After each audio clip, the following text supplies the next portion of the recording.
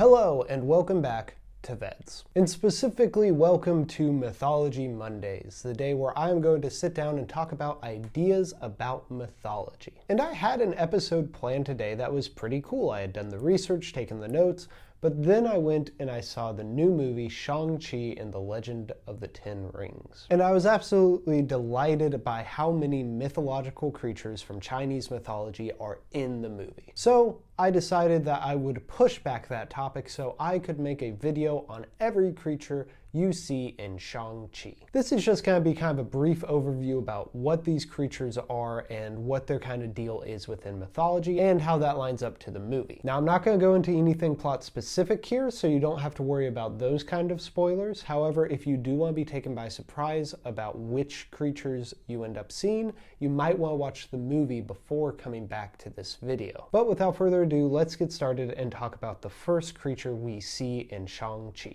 The Hundun, or Dijiang, is a small creature furry with 6 legs, 4 wings, and no face. In the movie, we have a little small one who becomes companions to the characters within the third act and is named Morris. It is very cute. However, the mythological Hundun are a little bit more complicated. Linguistically, the name is first used to refer to figures within the primordial, chaotic void that comes before the Chinese creation myth. But if we're sticking with the depiction that we see in the movie, that is first portrayed in the classics of mountains and seas. This is an ancient Chinese text that the movie draws a lot from in informing its creatures. In regards to the Hundun, it describes the creatures like we see in the film and assigns them kind of domain over mountains, specifically being a god of the mountain of heaven. It's also described as looking like a yellow sack and having the color of crimson fire. And this depiction kind of carries on throughout Chinese mythology. However, it maintains that association with primordial chaos. Specifically in the classic of the Divine Wonders,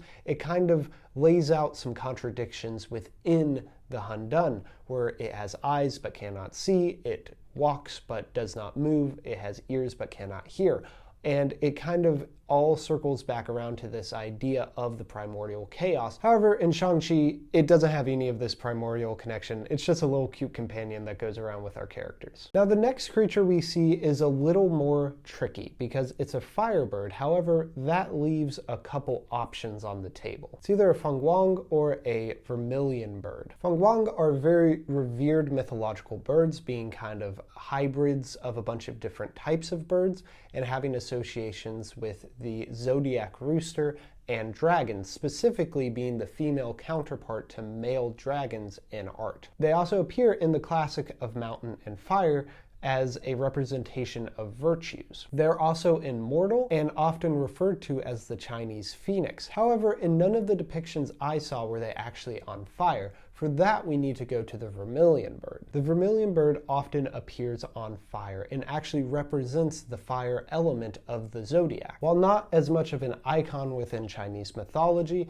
it does line up with what we see in the movie. However, I can't say for sure which of these was the inspiration, and it could have been both. So I guess we just kind of have to wait till someone asks the filmmakers in an interview, and for now, just say, it could be both of them. Now, the next mythological creature we see is probably familiar to a lot of people, just maybe under different names, and that is the Huli Jing. When I saw this, I mistook it for a kitsune, the Japanese equivalent, and when the friend I went to see the movie with saw it, he was like, oh, it's an Alolan Ninetales, which makes sense because the Alolan Ninetales is based on the kitsune, which is related to the Huli Jing in this kind of overarching mythological family. But the basic gist is that they are 9-tailed foxes. All we really see from them is a little family of them. It's super cute, love to see it. However, in mythology, they also carry with them numerous magical powers, most prominently shape-shifting. And they are yet another mythological creature that is introduced in the classics of mountains and seas. And then we see the Qilin. Qilin are hybrid creatures that have the face of a dragon, a body of a horse, ox, or deer, just depending on where and when they are depicted, and scales that either belong to a dragon or a fish. They actually had a real-world association with giraffes. Nowadays, however, their closest association is with that of a unicorn, often now being depicted with one horn. However, in the movies, we see a more traditional kind of stag-like Qilin. And there is a story about when the mother of Confucius was pregnant, one came to her and spat out a jade template, which told about Confucius's destiny and the great things that he would do. So they have this association with kind of foretelling the great deeds of people, or just kind of representing the greatness of people, which we kind of see in the movie. The characters kind of have this weird exchange with a Qilin, and it maybe can be interpreted as the Qilin is kind of acknowledging the greatness that will come from the characters in the third act, or it could just be that they wanted to make a joke about the weird dragon deer. And then we see a very familiar sight of a Chinese guardian lion. Guardian lions are a motif in Chinese art as they represent protection for a space. This depiction started in Buddhist art but then was adopted in imperial courts, and most likely the visual reference for these lions were Asiatic lions that were brought in through trade and travel, often depicted in pairs, one male, one female. I believe we only see one of them in the movie. There could be two, but if there are, then they aren't really distinguished like they are in art, so it would be hard to tell which is a male, which is a female. However, they do serve the function of protection, helping to protect a village, so it all kind of lines up. And then finally, we have probably the most iconic mythological creature from Chinese mythology, the Chinese dragon. Now, there's a ton to say about the Chinese dragon. Like I said, this is just an overview and mainly sticking to what we see in the film, so definitely not comprehensive. But it seems like Shang-Chi's dragon is a pretty accurate depiction of a Chinese dragon. Visually, it's spot on, having a long serpentine body with antlers at the head and 4 legs. Now, one of the things I want to do when I go back and see Shang-Chi is to count the number of claws, or at least see if I can count the number of claws on the dragon, because that would actually allow you to date the dragon to a specific time, because the number of claws that a dragon has changed throughout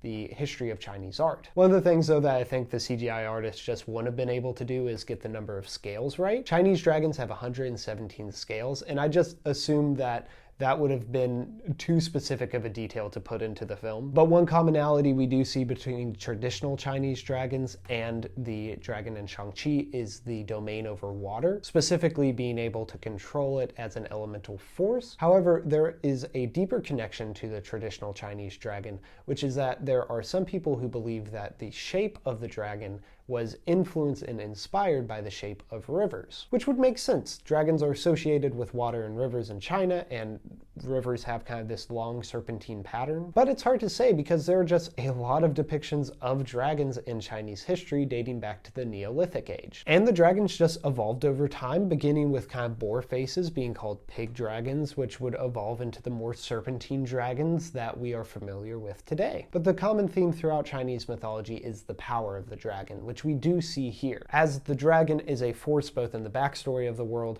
and in the third act in helping to drive away the threat. But overall, the dragon in Chinese mythology is not only the most iconic, but also probably the most prolific creature in Chinese mythology. So I'm going to wrap up the video here and just say that it was really fun to see these creatures brought to life on screen. And I'm curious, if you've seen Shang-Chi, which is your favorite of the mythological creatures it depicts? With that being said, I will see you tomorrow.